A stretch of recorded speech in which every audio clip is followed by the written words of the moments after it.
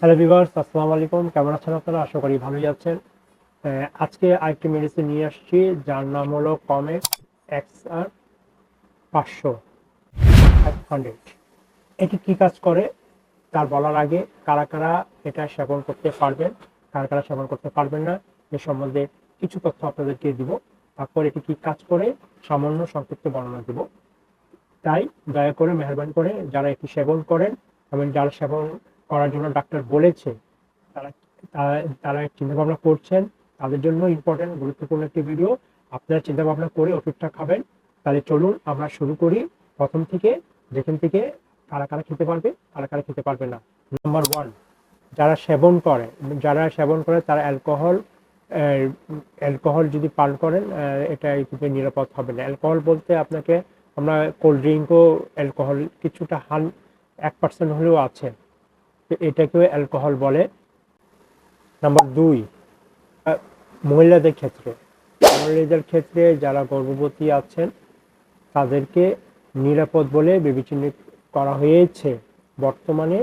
কিন্তু এটি সেবন করার আগে আপনাকে যে ডাক্তার প্রেসক্রিপশন করেছে তার থেকে একটু বলে দিবেন নাকি আপনি গর্ভবতী আছেন বা আপনার কি কি সমস্যা আছে, সেগুলো কথা বলবেন। তারপরে যদি আপনাকে ডাক্তার দেয় তাহলে ঠিক আছে।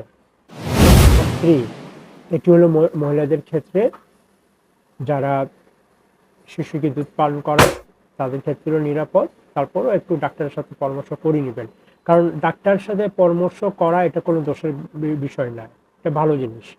আপনি কেন খাচ্ছেন, সেবন করছেন, কোনো কি সমস্যা হইতে পারে না হইতে পারে, ডাক্তার কিন্তু আপনাকে বলে দিবে। সাইড এফেক্ট কিন্তু প্রত্যেকটা জিনিসের প্রত্যেকটা ওষুধের সাইড এফেক্ট আছে, সেটি আপনি মানেন না মানেন, সাইড এফেক্ট কিন্তু আছে। তো সেই হিসাবে ডাক্তাররা তো মেবি বলবেন না, আপনি আপনার আপনার তরফ থেকে আপনি জিজ্ঞেস করে নেবেন আপনি নিজেকে নিরাপদ রাখার জন্য।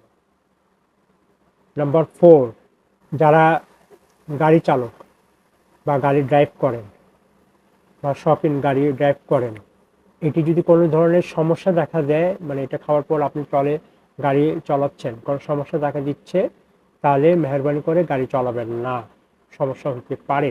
যারা কিডনি রোগী তারা অবশ্যই সতর্কভাবে এটি গ্রহণ করা উচিত, মানে সেবন করা উচিত।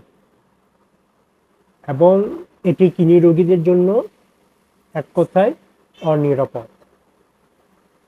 তারপরও যদি ডাক্তার দিবে, আপনাকে যদি দেয়, আপনাকে অবশ্যই পরীক্ষা নিরীক্ষা করতে বলবে।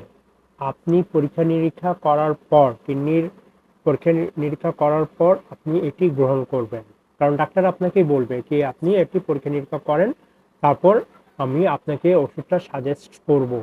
এই জিনিসটা একটু মেহরবানি করে, দয়া করে একটু খেয়াল রাখবেন, কারণ জীবন আপনার, আপনাকে সিদ্ধান্ত নিতে হবে আপনি কিভাবে থাকবেন। অবশ্য টেস্ট, সব ধরনের টেস্ট, যেগুলো টেস্ট ডাক্তার বলবে সেগুলো টেস্ট আপনি অবশ্যই আপনাকে করে নিয়ে তারপর আপনি এটি সেবন করতে পারবেন। এবার আসুন এর কাজ কি।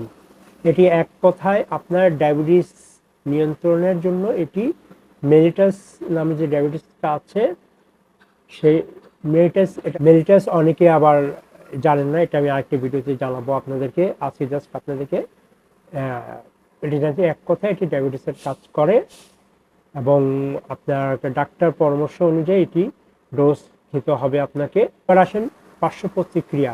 আপনাকে আগে বলেছি পার্শ্ব প্রতিক্রিয়া অবশ্যই থাকবে। তো পার্শ্ব প্রতিক্রিয়া সামথিং আছে, সেটি হলো বমি বমি ভাব, বমি, স্বাদ পরিবর্তন, ডায়রিয়া, পেটে ব্যথা, ক্ষুধামন্দা ইত্যাদি। এগুলো যখন আপনি দেখবেন, আপনি আপনার ডাক্তারের সাথে একটু পরামর্শ করবেন। তো এই রইল, যতটুকু পেরেছি আপনাদেরকে জানানোর চেষ্টা করেছি, কারা কারা আপনারা সেবন করতে পারবেন বা গ্রহণযোগ্য, প্রযোজ্য ইত্যাদি যেটা বলেন না কেন। আর এটি ডায়াবেটিসের একটা ওষুধ, আর এর পার্শ্ব প্রতিক্রিয়াও আছে, এটা আপনি, এই রইল একটুকি। তো আজকে এই ভিডিওটি একটুকি আপনাদের জন্য চেষ্টা করেছি আপনাদেরকে মোটামুটি ইনফরমেশন দেওয়ার জন্য। যদি ভালো লেগে থাকে লাইক কমেন্ট শেয়ার করে দেবেন, সাথে থাকবেন। ধন্যবাদ। সালাম আলাইকুম।